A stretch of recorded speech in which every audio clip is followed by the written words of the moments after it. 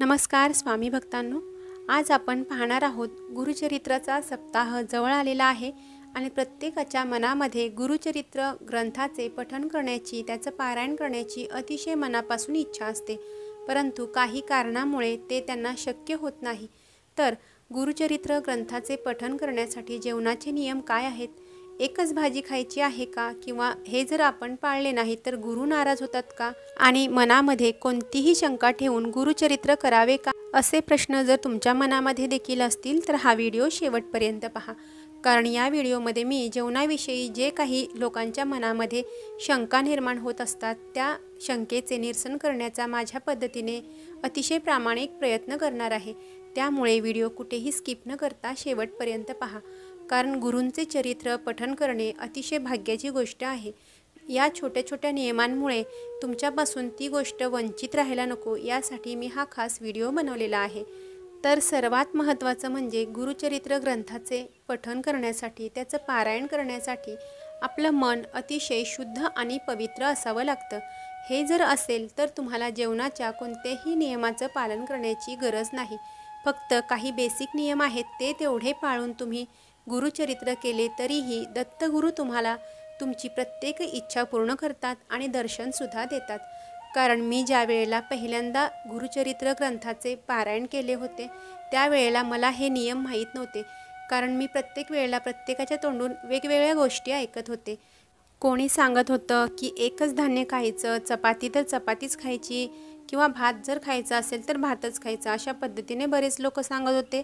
काही लोक अशी सांगत होती की एकच भाजी 7 दिवस खायची। तर हे योग्य आहे का?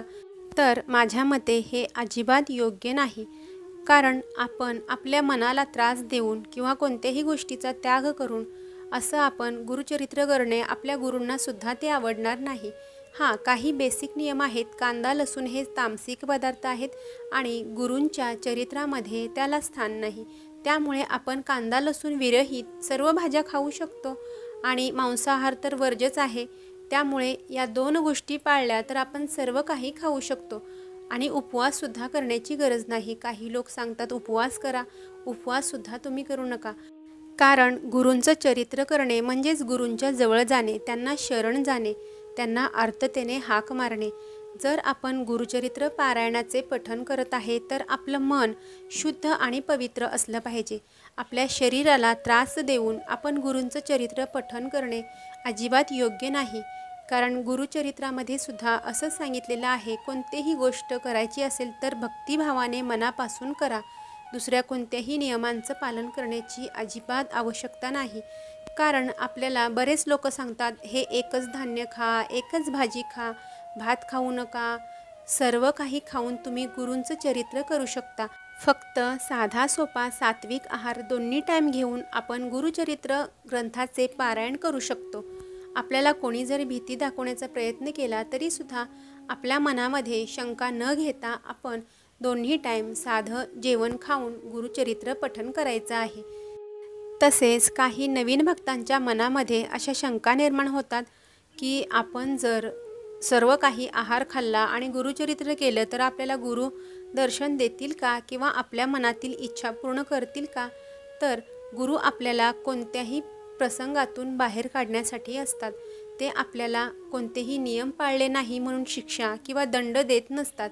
आपल्याला फक्त एकच नियम पाळायचा आहे, तो म्हणजे मांसाहार आपल्या घरामध्ये करू नये आणि या काळामध्ये घरातील इतर व्यक्तींना सुद्धा मांसाहार देऊ नये, एवढाच एक नियम आहे। कांदा लसूण विरहित दोन्ही टाईम भाजी पोळी, भात डाळ अशा पद्धतीचं साधं सात्विक जेवण आपण करायचं आहे, एवढाच नियम आहे। एवढ्याच साध्या सोप्या पद्धतीने आपल्याला हे गुरुचरित्र पारायण पठण करायचं आहे।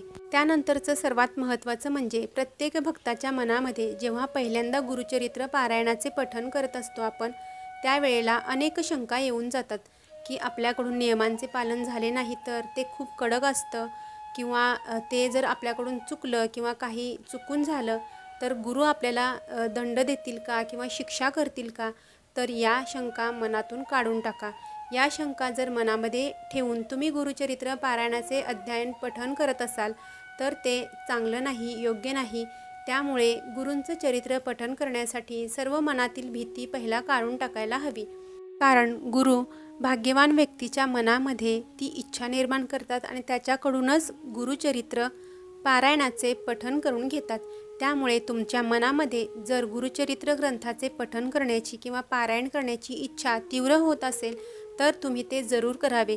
या नियमाकडे लक्ष न देता बेसिक नियम पाळून फक्त ब्रह्मचर्याचे पालन करावे।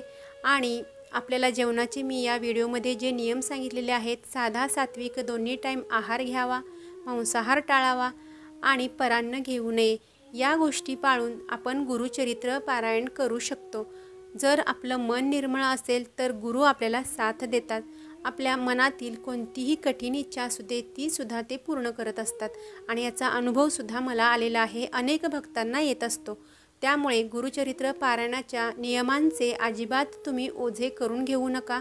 ते नियम साईडला ठेवा आणि मनापासून ते पारायण पठण कसे करायचे आहे याविषयी या गोष्टीकडे तुम्ही लक्ष द्या आणि मग चमत्कार बघा।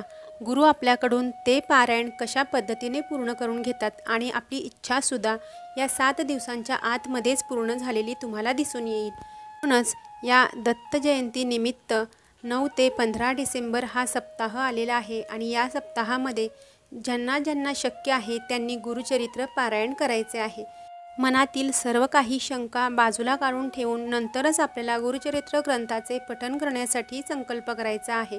त्यानंतर तुमचे गुरुचरित्र ग्रंथाचे पठण अतिशय चांगले होते आणि गुरूंपर्यंत ते पोहोचते। तुमच्याही मनामध्ये गुरूंच्या विषयी आदर प्रेम निर्माण होतो आणि त्यामुळे आपल्याला हे पारायण न भीता न घाबरता कोणत्याही नियमाचे ओझे डोक्यावरती न घेता आपल्याला हे गुरुचरित्र ग्रंथाचे पठण पारायण करायचे आहे। तसे ज्या भक्तांना दत्त जयंती निमित्त गुरुचरित्र ग्रंथाचे पठण करायचं आहे किंवा पारायण करायचं आहे आणि ते काही कारणामुळे करू शकत नसतील तर त्यांनी अजिबात घाबरू नका। दत्त जयंती झाल्यानंतर सुद्धा आपण गुरुचरित्र ग्रंथाचे पठण करू शकतो। खरं तर आपण गुरुचरित्र ग्रंथाचे कधीही पठण करू शकतो जेव्हा जेव्हा आपल्या मनामध्ये येईल आणि आपलं मन जेव्हा पवित्र आणि शुद्ध असतं तेव्हा आपण गुरुचरित्र करावे आणि हे साक्षात गुरुचरित्र ग्रंथामध्येच दिलेले आहे। त्यामुळे न घाबरता मनामधील शंका काढून टाका आणि गुरुचरित्र करा। नियमांचं कोणतंही टेन्शन घेऊ नका। तर अशी होती छोटीशी माहिती जर तुम्हाला आवडली असेल तर व्हिडिओला लाईक करा। चॅनलवरती तुम्ही जर नवीन असाल तर चॅनलला सबस्क्राईब देखील करा। तोपर्यंत सर्वांना श्री स्वामी समर्थ, श्री गुरुदेव दत्त।